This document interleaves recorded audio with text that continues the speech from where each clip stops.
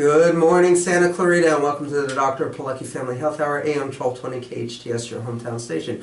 I'm your host, Dr. Thomas Pilecki. I'm here with a good friend. He's been in my life for several years now. Actually, he's got his own show here on KHTS, My Conscious Dad. You may have heard of him, Alex Urbina. It's good to have you here, Alex. It's good to be here. Thanks for having me. Thank you. So today we're going to be talking a little bit about chemistry of life. There's in our culture today, there seems to be an overwhelming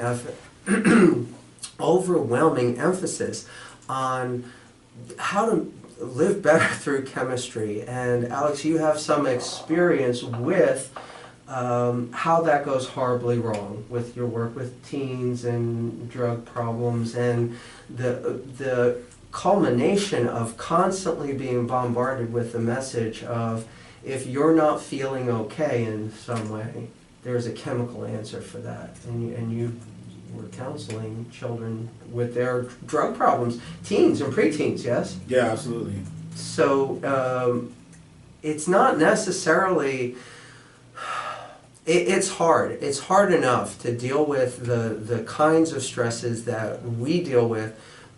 We face stresses, and our children and the teens of this era face more stresses that didn't exist for our grandparents. I mean, it's an information age. They are bombarded with everything from, I mean, when I was growing up, the worst thing, the hardest thing going on out there was television and what kind of influence, and maybe there were too many sugary cereal commercials on the cartoons that I watched in the morning. But now, these kids have access to everything under the sun at an age where they are not equipped to process that kind of information. Yeah, I think that kids today, they're born in a world where they're just stimulated at a higher level, and they're just used to having that in their world, and I think that their mind is processing things really fast, and information's coming at them, I think, a lot faster than we were when we grew up. Absolutely. Without any of the experience. I mean, it's one thing to be under this kind of stress near 50 or 40 or but to be under this kind of stress at 12 or even sooner, at 8. And I've heard some staggering statistics, and you know better than I do about these, that kids are exposed to illicit drugs in 8, 9 years old. Yeah, we're hearing that kids in middle school are getting exposed to it. And I've been hearing that for the last 3 to 5 years, and I'm just starting to hear that some of the kids in the lower level schools are starting to get introduced to it as well. So I think every 3 to 5 years it's starting to get lower and lower. And so we can't really hold them accountable. I mean, when I heard some other unbelievable things, that you are exposed to hundreds of thousands. By the time you're a teenager, you've already seen over 100,000 commercials for drugs saying that no matter what's wrong, that this drug is the answer. And where do you draw the line that, okay, this drug is good, but this drug is bad? Especially when the commercial itself says that, yeah, take this drug for this problem, and they're showing all these pretty scenes, and in the background they're saying, well, this drug is going to give you lymphoma and shut down your liver and all kinds of crazy stuff. So it's really hard to process. And we hear the term gateway drugs, and we hear the terms of peer pressure, and I think the strongest form of peer pressure is the babysitter, and the babysitter is the media. Like, where are these children getting this influence from? And it's just everywhere. It's in every form of anything that is not coming directly from their parents or their teachers or their community leaders or their religious leaders or whatever. And they're being influenced by this too. Yeah. When you talk about we can't really hold the kids accountable, I agree with you, but I think we could hold the parents accountable. Yeah. And it's the parents' job to counterbalance or offset all the information that's being bombarded to the kids and marketed to them about, just go find yourself some kind of a drug or find something like a quick fix, rather than the parents sitting down and working with their kids and opening up, a conversation to let some of the natural, healthy healing happen in your home. You can counterbalance that. And I know that you promote, wellness and well-being, and always are looking for the natural way first. Let's do some chiropractic. Let's do some of the things that we need to do to our bodies in a natural state first. And then if we've gone through all of those options, and then if there's any other options left, then we can maybe start to explore drugs or anything that's a substance. Well, yeah, you're absolutely right, except I wouldn't go right to drugs. No, that's what I'm saying. Yeah. That's what I'm saying is that as parents, we should be teaching our kids, hey, let's not have that be our first option. Let's start working on ourselves. Let's go for a walk. Let's run. Let's eat better. Let's look at all the things that we need to do that's naturally healthy for us. But outside of something like this show, they're not getting that. No, I know. They're not getting that message. I know that. That's why the show's important, because it just it creates a new awareness and a higher level of consciousness to start. Let's start back at the beginning, where we can naturally heal ourselves, where we can look for those natural ways of taking care of ourselves, rather than the quick fix, which is what pill can I take. Absolutely, and it's a challenge. I used to be so frustrated, and because you're my coach, I used to be mad all the time, like at everything about. And then I realized, I can just be okay with myself and deal with my own issues, and try to bring that compassion in when I'm dealing with someone who is conditioned through no fault of their own to believe that everything that I say is really counterculture, and the reality is that taking a drug for a problem is the appropriate, the more scientific, the more legitimate, the more conventional answer for any problem under the sun. And I'm like, wait a second. How did a natural health, really trying to eat right and exercise and take care of your body and get to sleep on time and drink enough water, how did that become the counterculture? Oh, like what? It's kind of crazy. So I've come to terms with, we're up against some very well-financed and some very smart people who, for a long time, I believed was the evil empire.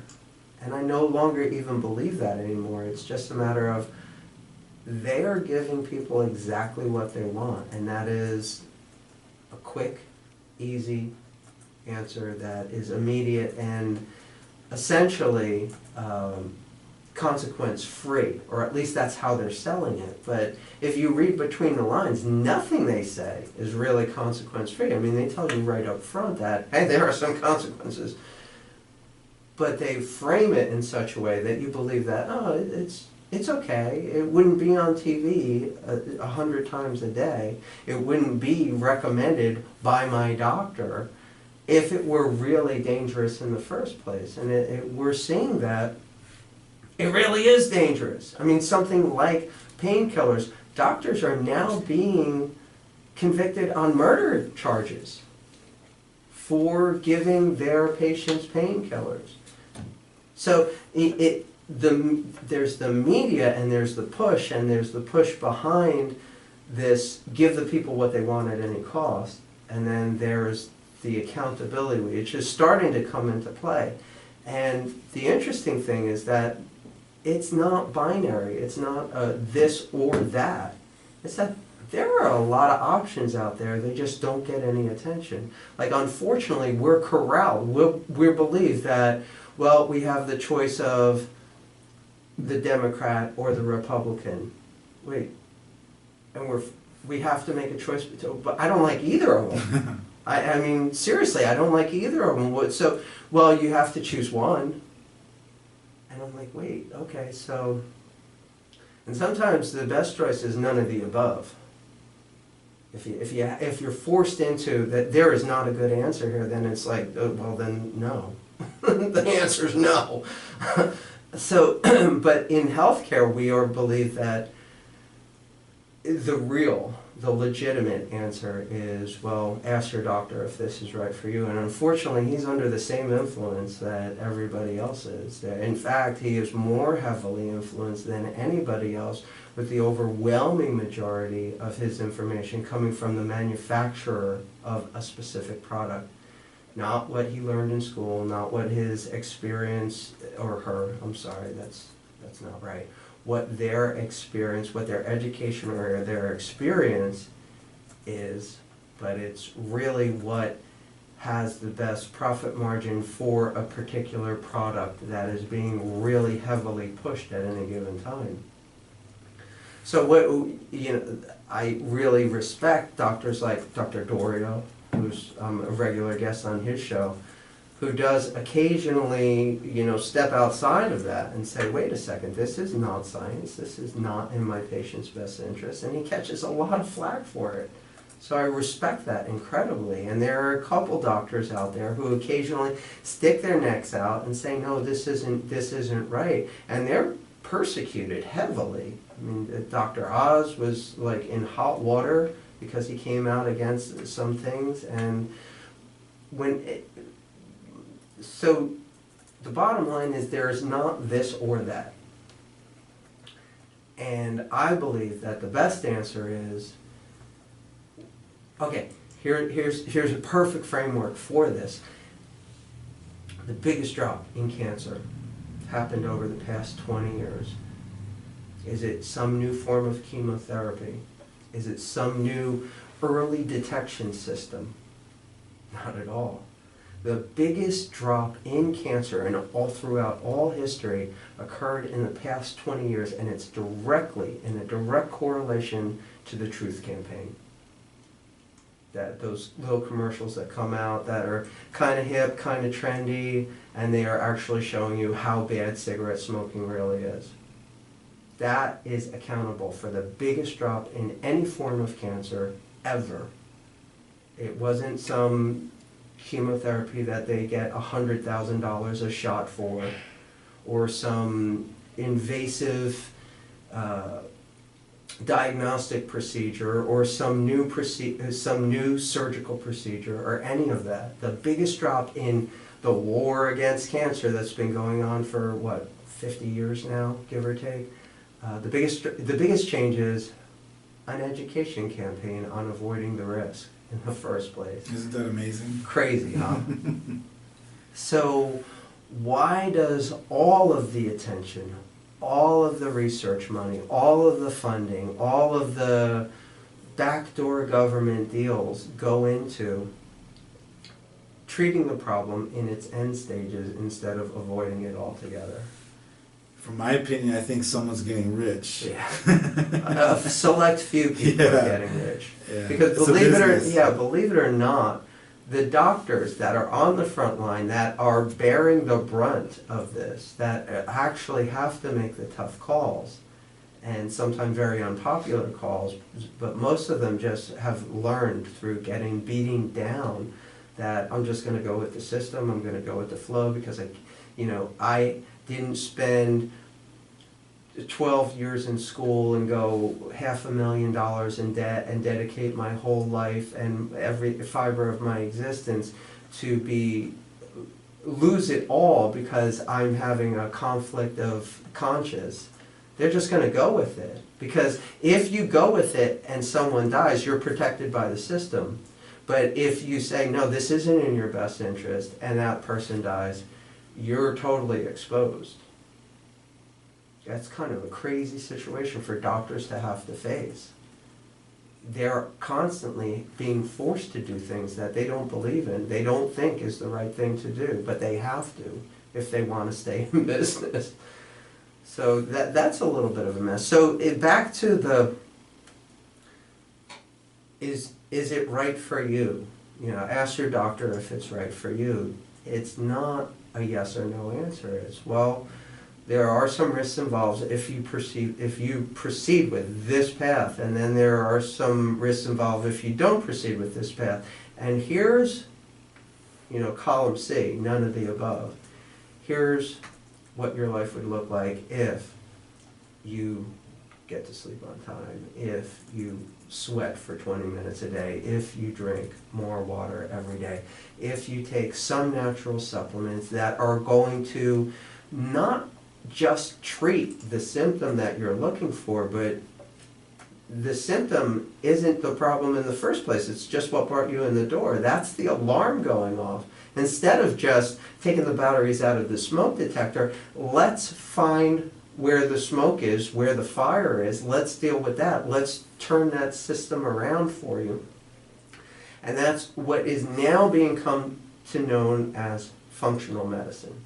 Instead of just treating symptoms, covering up the problem, and really just placating people, giving them what they want and getting them out the door as quickly as possible, and being handsomely rewarded for doing that, for not asking too many questions and just pushing people through the system. A lot of people are starting to, both medical, alternative, any kind of professional can take some postgraduate work now and become a functional medicine practitioner. I've done it. I've got 2 advanced certifications in functional medicine now, and for me, it's the only thing that makes sense. Because I do read between the lines. I see all the conflicts of interest in the overwhelming majority of conventional medicine out there now. And I'm not coming from that, oh, I'm a chiropractor, because that is only part of what I do now. Because I saw how there are holes in just offering people, well, get up on the table, let's adjust your spine, let's do it real specifically, let's make sure that we're not causing any new problems, and just get your body as lined up as possible so it deals with stress. I love that. But when it wasn't enough for some people that I really cared about, I was like, okay, do I just surrender to, okay, it's this or conventional medicine, or it's this and something like acupuncture or Eastern Oriental medicine, or it's this or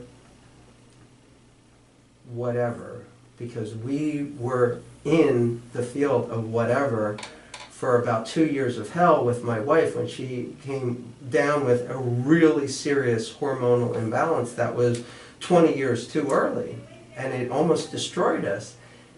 And finally I found functional medicine by accident, because we were like on the brink of losing everything. And within a couple of weeks, it turned everything around. And this is after being to people who were claiming to be world-renowned experts.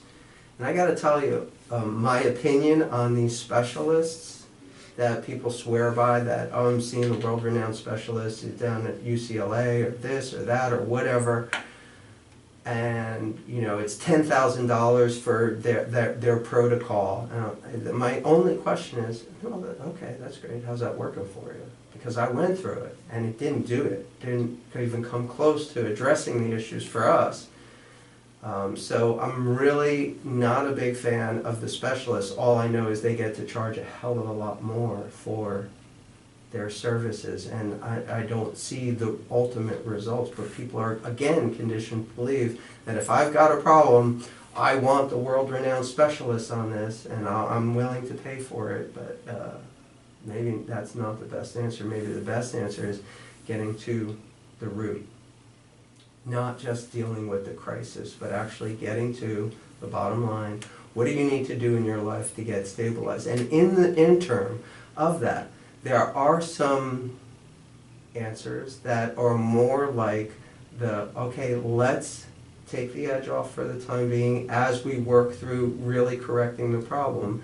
And when we get back from the break, that's what I really want to talk to you about what people's options are in the interim, because maybe people aren't ready to make the changes that they need to take. A lot of people just won't face that, won't deal with that. And even if they are ready, maybe the result is months or potentially even years down the line, depending on what their thing is. And just ignoring the symptoms during that time is not an option for most people. So if there are some natural, non-toxic approaches in order to get them through that, as they get all the systems back up online and running the way they're supposed to, I don't have any problem with that at all. And that's where I'm at now with my practice. I know there are important steps that have to be taken, and you also have to give the person what they want, or they'll go somewhere else. You're listening to the Dr. Pilecki Family Health Hour, AM 1220 KHTS, your hometown station.